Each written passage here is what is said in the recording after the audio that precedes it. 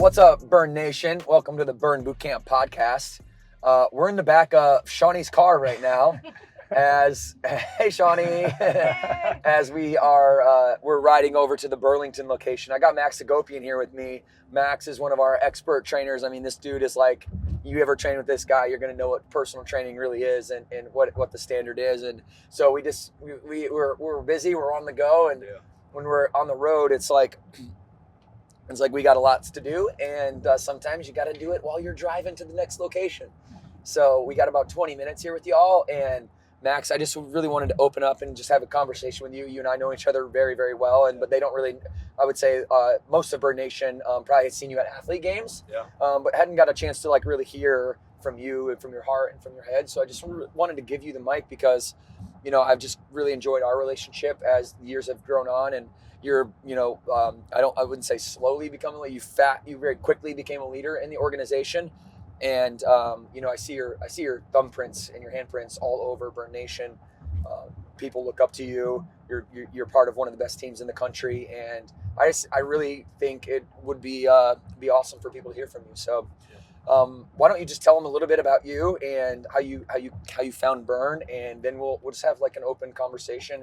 I don't know where it'll go, but it'll go somewhere. Yeah, for sure. No, yeah. Thanks for having me, Devan. Yeah, for sure. Isaiah, shout out to you for doing all the things. Isaiah's got while we're driving. Yeah, right now. But no, for me, I've been going on 5 years at Burn, and I started in Kenosha, Wisconsin. And how I found it, was Cody. I worked with Cody back in the day at another box gym, and so him and I had a relationship and a friendship before all that. And he, once his sister Shawnee decided to open up her own, he told her to come find me, and it kind of fell in my lap, which was, you know, amazing for me, because at the time I was kind of in the middle of things and not really knowing, you know, what direction I was going to take in life. I was 24 at the time and just debating on going back to school, maybe even be a pastor. That was another route I was going to go. Okay. And I actually that's where you get the preaching from. That's where you get your mic skills from. Yeah, I actually accepted the job and ended up turning it down about a month later, because I decided I was going to go be a pastor, but I found out it wasn't the right time. And, I hit up Shawnee again. I'm like, hey, you still looking for a head trainer? She's like, yeah. So I'm like, oh, perfect. I was like, I think I can, jump on board with you. You're the fitness preacher now. Yeah, exactly. It's like my own little ministry. I love it. Well, isn't it kind of like a ministry? You know, there's many similarities, isn't there? Yeah. Oh, it is. And I had one of my pastors from one of the churches that I go to actually join us in camp. And he said that exact thing after camp. He's like, man, this is kind of like your own little ministry here. I love it. And he actually did a whole sermon on me on a weekend and put me up for the athlete games. He kind of shouted me out, which was amazing. So shout out Pastor John. But yeah, no, it kind of fell in my lap, and I'm just really blessed that it happened that way. And I'm always a helper. I got a helper heart. I have a heart for people, and fitness has always been my jam, always been my thing. It's always what gave me confidence as a young man. Just growing up, it's what really allowed me to grow mentally, physically, and to be able to have a platform now where I can, it's the perfect platform for me, something I'm passionate about, but even more passionate with helping people. It just gave me an opportunity, a platform to do that. And, I know you as well. Like you've had your rough upbringings, and I didn't necessarily have a rough upbringing, but I've suffered a lot in my life too at a young age, like losing both my parents at 20 years old with my family. And I know that there's a lot of people out there suffering, a lot of people that need help, that need confidence in themselves, and like that's what my mission is like, I want to help any way I can anybody that is going through something that, if that help is going to be fitness or whatever it may be. It could be ministry too later on in life, but whatever that is right now, it is fitness. It's Burn Boot Camp, and it's given me the opportunity to just give back and help end suffering for anybody that's going through it, and just do the best that I can to help them find their true strength and their confidence. So it's been a blessing for me, and I couldn't have imagined 5 years ago that this is where it would be, and I'm just thankful that everything's happened the way it has happened, and I'm blessed. So me too, man. I'm thankful that you're here and you make this organization so much better. I mean, just even that little 3, 4, 5 minutes right there that you it allows us to really see inside of your head and your heart, and that's just a representation of what we do, right? Like you are in essence Burn Boot Camp. Your message, your heart, your everything that you're saying right now is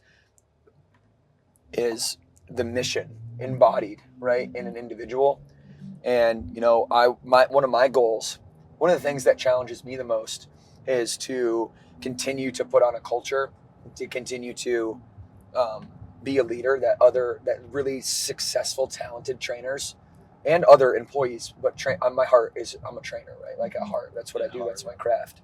And I know that I know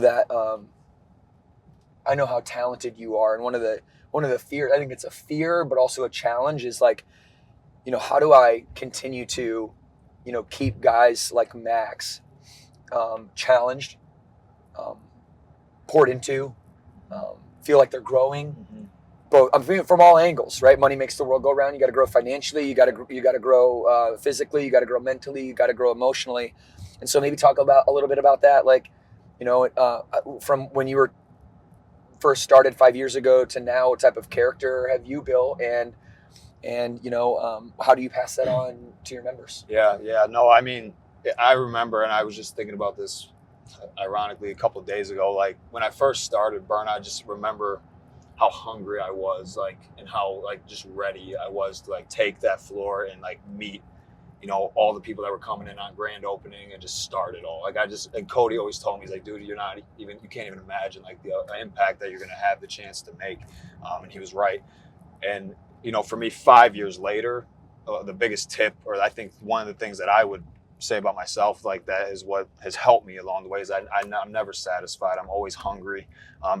In that way of like, I want to continue to help. I'm just as hungry as I was week one as I am 5 years in. And I think that's what the mission is, always there, which I think helps. The mission is always there. The mission's clear.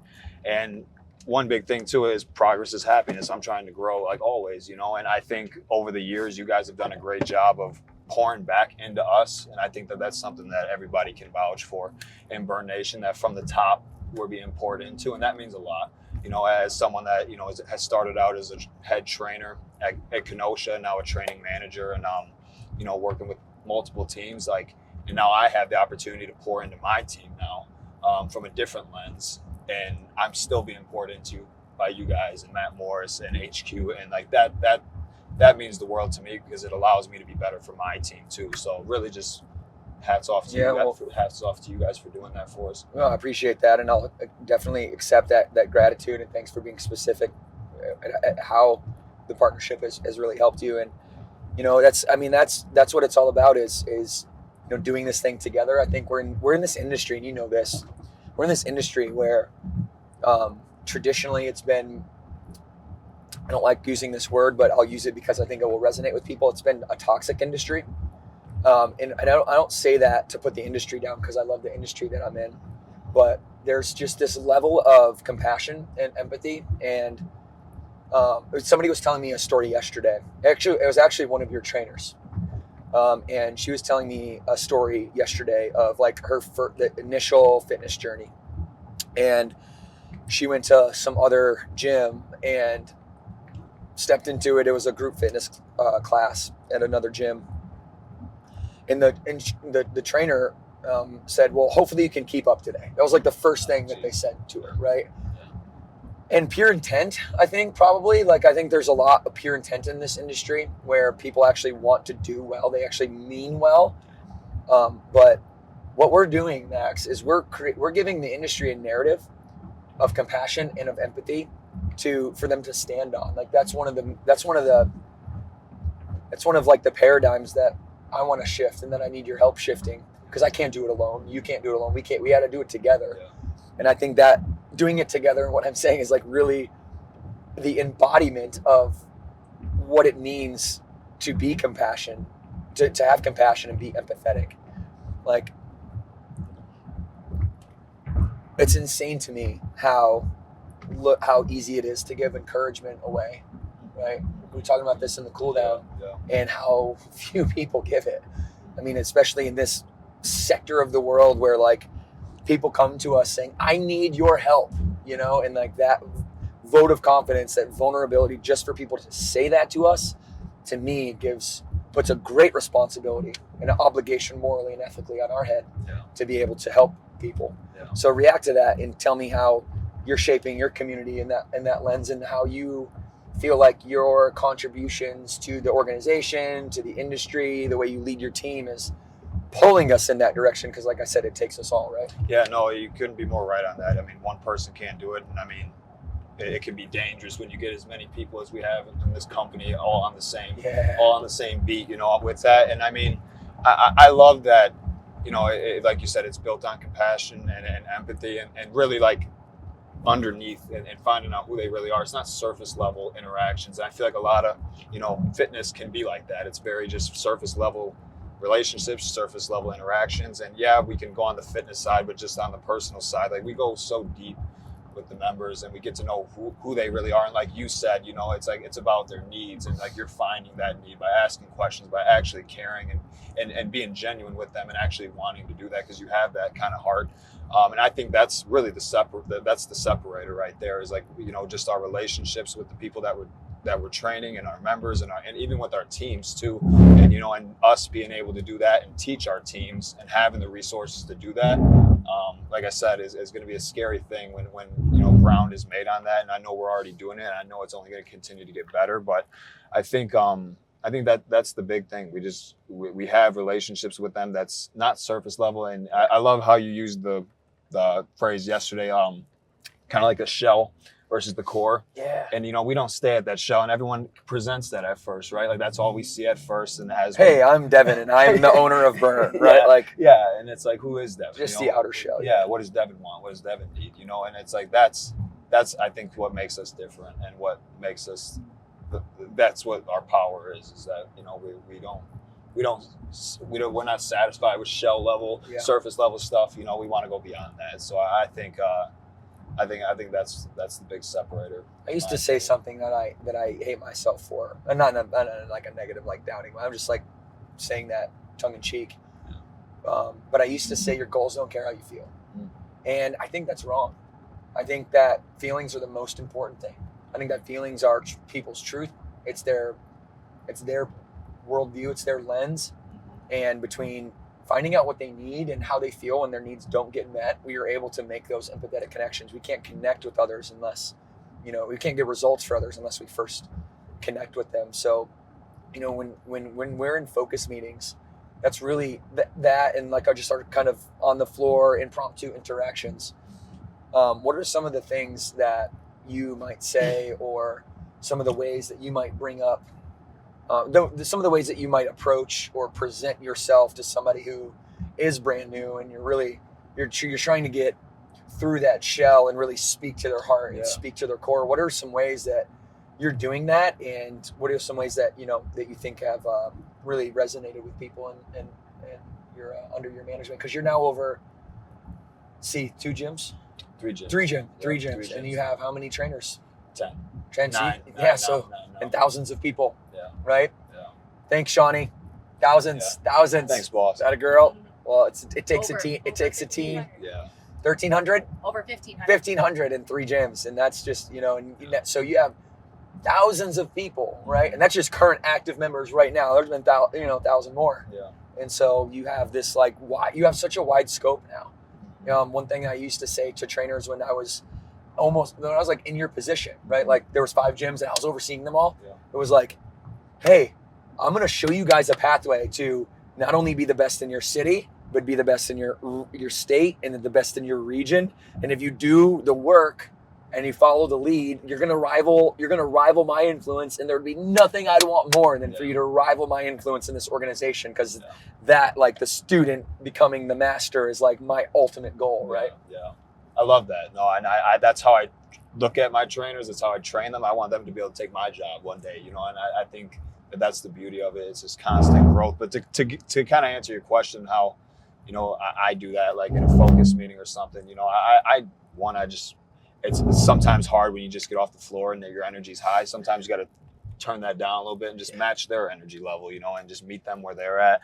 But like, I mean, the best tip is what you said yesterday at Waukesha, just listen, just be quiet, just listen, ask questions. And I think what I've learned over the years is asking more questions is the way, because, you know, a lot of times you're not going to get the need or the true why just in the first ask. Right. And then how you guys It's obviously like I want to be fit and toned, or I want to lose weight, or something. Something always, correlated to the shell. It's always that. It's always that. And like you said yesterday, which I love, was like, they're usually doing it for 1 to 3 people, but one usually stands out the most, and I love that. Elaborate on that, because people weren't there yesterday, so just go and you can just elaborate as much as you can on that. I think that's a great topic. Yeah. No, I mean, it starts surface level. It starts, goal oriented with toning and fitness. But then as, like yesterday when you were asking that with one of my trainers, Stacy, you found out that, quickly that she found out that she was doing this for her kids, for her daughter, Sydney, for her son, Mitchell. And at first and it was just amazing how you and maybe you could speak on that better than I could, but it was amazing how it started, not even necessarily surface level, but pretty close to it. And you just kept asking questions. You were just quiet. And sooner or later you saw that Stacy opened up and found the real reason. Like, she wanted to be a role model for her kids. And she used the word hero. Yeah, and hero. Yeah, the best word. Yeah, her hero. And at the stem of it all, I think you find out that you're doing this. And honestly, you opened up my eyes to that too, because a lot of times I think I'm doing this for me, I'm doing this for me, I'm doing this for me. But when you really sit back and take it in and you think about it and you ask yourself those questions, or somebody else asks you those questions, sometimes you realize that there is a big one out there, maybe multiple, but for sure one person out there that you are doing this for. I know, like you told me years ago, like, if you ever want to motivate me, tell me my kids are sitting there watching. I remember you told me that a couple of years ago, and that's one thing I know. Or tell me or tell me everybody in the gym's watching you right now. Okay. I thought that was a great example. And I mean, it takes time, and it takes questions, and it takes being able to listen, and it's respecting them, and just, sometimes I have to be the one to even almost open that door first and be vulnerable with them first. Yeah. And I think that's something that not many people are comfortable with. But sometimes if I'm struggling to get somebody to open up to me, sometimes I need to be the first one to just crack that door open and be like, hey, this is my why, and this is why I'm doing it. And I don't have to go into great detail with it, but you have to be vulnerable first sometimes, I think, to get people to finally open their door up for you. But yeah, and that's that connection piece, right? Yeah, you're speaking from heart level to heart level. Yeah. From core identity to core identity. Yeah. And when Stacy was, she said that she had a tattoo on her arm and it said alignment. Well, most people are going to stop right there because it was powerful for her to even say that and show that, right? Yeah. But I knew that alignment was just the strategy, right? That was the strategy to meet the need. And the need was to get more love from who? It wasn't herself. It was, she didn't even language it, get more love. She said, I want to be my hero for my son and my daughter, right? Yeah. Mitchell and Sydney. And to her, that's what alignment was. Alignment in the tattoo, the reminder of that being on her forearm was just the strategy for her to meet the need, to make sure that, hey, I got alignment front of mind all the time. What that really means is I need to do everything that I can in my power to be a hero, because if I don't, I'm going to lose love for my children, and that's unacceptable to me. Yeah. And we find that, and we just hit that hot button over and over and over. You just got to use that to motivate people. So let me see what your hot button is. What's your hot button? Oh, man. Let's get you said you're going to open that chest up and get vulnerable. Let's do it. Yeah, no, I mean, for me, I don't know. I mean, it's not necessarily it's not a hot button, but a soft spot, like obviously my parents and stuff like that. But for me, I mean, honestly, like I think of my twin brother, like my brother Luke. I mean, I don't have kids right now. One day I will. Yes. And I mean, my hot button is really, I'm very competitive at heart too. So, anytime somebody, challenges me or says I can't do something, I'm going to respond very, competitively at that. But I mean, I mean, if you want to look at like my why and stuff, I mean, do you feel like you have to? You think there's a need for you to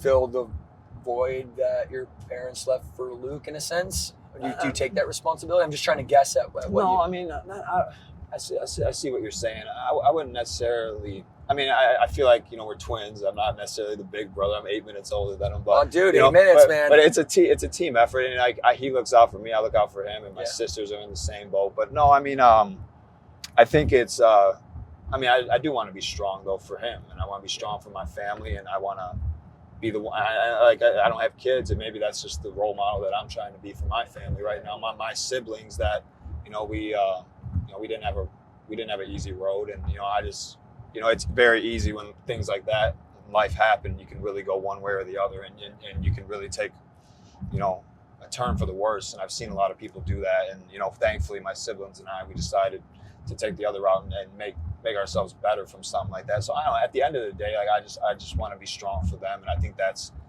that would be my hot button. Yeah, for sure. Like be the strong one. Yeah. That they can lean on if they need to. Yeah, and they're all. You're constantly building yourself up to, to maintain that fortitude. Yeah. And they're just as strong as me, but it's just that upholding not the standard, but it's just keeping it high and just like I don't know, just loving each other, but also just being that one that they can look up to and be like, man, he's working hard, pushing the standard. He's pushing his standard. Yeah, he's just trying to do the best he can, and he's a good man, and that's what drives me. I just want people to, look at me and say, hey, he's a good guy. But. Well, I don't think that's too hard, buddy. I appreciate that. Yeah, I think you've pretty much mastered that one. I see the way that all of the members and the trainers that you're responsible for, the way they admire you, and you can always tell because when people, you can always tell when somebody else admires somebody else, because when they come around, the posture gets upright right away. So if you're ever like, hey, do I have influence, or am I managing these trainers, and do they have influence? You'll know.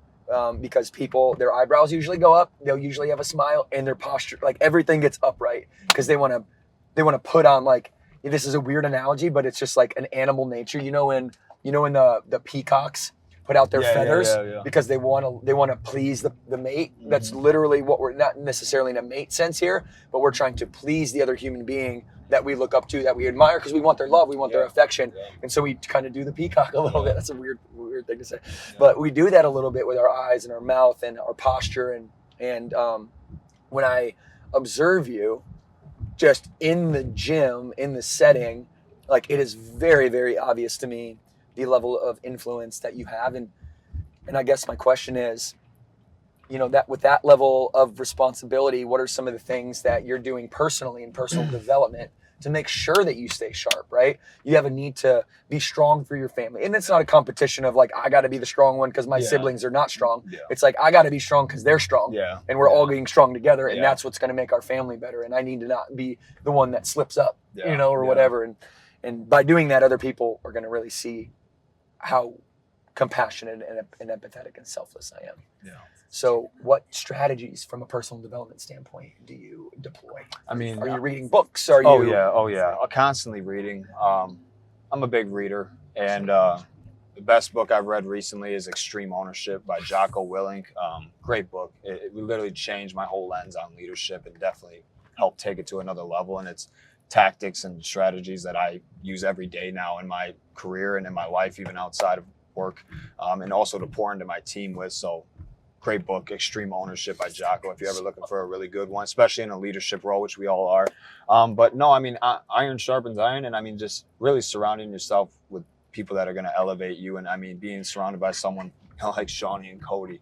And honestly, our trainers are the best out there, and they hold the standards so high consistently day in and day out. And at any point, if anybody feels like someone's slipping up on it, there's a genuine conversation. And like, we just always are challenging each other, like athletes on a team, to be better, to always push ourselves. But no, I'm a big reader. And, I think, when you work on yourself day in and day out, and you work on yourself as hard as you can, you're going to be more valuable to people. And I mean, that's something that I'm never satisfied with either. I'm constantly learning better communication skills. I'm constantly learning better training skills. As a leader in more of a leadership role now, as my new position, I'm just learning to work with different types of people and how different people respond to different types of approaches and stuff like that. So it's just never ending of just, there's so much out there to take in, and you're never at the end of it. And I just love filling my mind with just anything like that. How to talk to anybody. I forget the author, but it's 92 ways on how to communicate. which is a great book. Again, Extreme Ownership. Any Jocko book I think is the best for leadership. You're a Jocko guy? I'm a big Jocko Okay, guy. cool. Tony Robbins guy. I love Tony cool. Robbins. Me too. But no, I think be more valuable to people and work on yourself harder than anything else, like Tony Robbins would say. And I think that alone, you can have a lot to give to people, and you can inspire a lot of people. Well, I think people are clearly, now that you've been exposed to your mentality to Burn Nation on the podcast, I think people will clearly see what we stand for. And I just want to compliment you, not to like gas you up or anything, and I don't blow smoke, but in like a genuine way, like your communication skills from the day I met you till now, it's very clear that you're working on them all the time, because your leadership and your communication skills have just gone. They were good to start, and now they're just like elevating and leveling that up. And a long way to go. Yeah. Yeah. Well, what we all did, dude. Yeah. I didn't read a damn book until I was 24. So it's like we all started from this place where we're like these raw young men that don't really have many skills, and then with enough ambition, with enough compassion and empathy for other people, and goodwill and good heart and removal of ego, we're able to grow when we get out of our own way. And so I've just seen you do that, and it's been a treat for me to watch, and it's exciting to me to watch you, because you're a representation of everything that I hoped I could be as a leader, right? Like levels of leadership. And now you're at this high level. You're at there's 5 levels of leadership. You're at level 4, and you got a couple more years, you're going to be at level 5. Yes, sir. When you're just unanimously respected whenever you walk into a room anywhere. And you're at 4 right now, where you got the title, right? You got the people like you get the results. You're developing other leaders, and you just continue to develop other leaders, and then creating 2, 3, 4, 5 more levels. And then those levels that you're creating now, like I'm at the top of that in our hierarchy, at the Burn hierarchy. And so when I go into the Burlington, like we're about to do, that influence is just automatic. Right? Because of the respect they have for you, and the respect that you have for me, and then the respect that I have for the community. And so while we have a couple minutes left, I wanted to just kind of give you the mic for a moment. I tend to do this when we're doing interviews. I want you to just give a 2-minute, 3-minute cool down and promo speech, as we would call it internally, to Burn Nation. They're here, they're listening now. How many podcast listeners we at, Zay, now? Is it like 30,000? Is it like 30,000 a month? 40,000 a month, or so? Yeah, easily something like that. Yeah. Almost 50,000 a month. So, it's very exciting stuff. And so I wanted, with this growing platform, we just started this in like last November. So with this growing platform, I wanted to give you an opportunity just to give anything else that you didn't feel like you could touch on. No, yeah. Speaking to Burn Nation, I mean, in a cool down sense, I'm going to try not to act like I'm in a cool down, but no, I just want everybody to know that like you're worth it. That's my message to you guys. I think to anybody out there that's doubting themselves, that has, guilt, regret, your past, whatever it is, it's never too late. And then you never have done something so wrong that you can't invest in yourself again, or to work on yourself again. And I challenge everybody to find that in themselves, and to find a place that can help you do that, like Burn. Surround yourself with people, that can help lift you up during that process. But that's my message, is that you're worth this, and you're worth more than this, and to never stop working on yourself. And, if you are in a place, and you feel stuck, and this is the place that you can go to, and we all know that. But that's my message. You're worth this, and to work on yourself. I think a lot of people don't give themselves enough credit. I think a lot of people hold on to a lot of things, and I think that will, that they carry those things. And I just want to see people grow into the strongest versions of themselves. And I'm lucky enough to use fitness as a way to do that, which is a blessing for me, because I'm passionate about that. But I just spoke to middle schoolers a few weeks ago, and I preached just the confidence that it's given me as a man, and just being able to hold my head high. And it all started out as just lifting weights and being in shape. But as you get older, you realize that when life hits you and those outside circumstances come at you, you're way more equipped and ready to deal with those things, because you've put yourself through hard things in this type of way.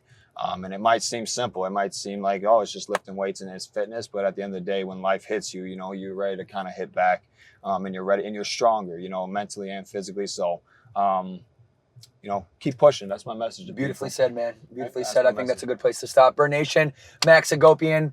Make sure you leave us a review on Apple Podcasts. About 15% of you, by the way, are subscribed. All right, and so you got to subscribe.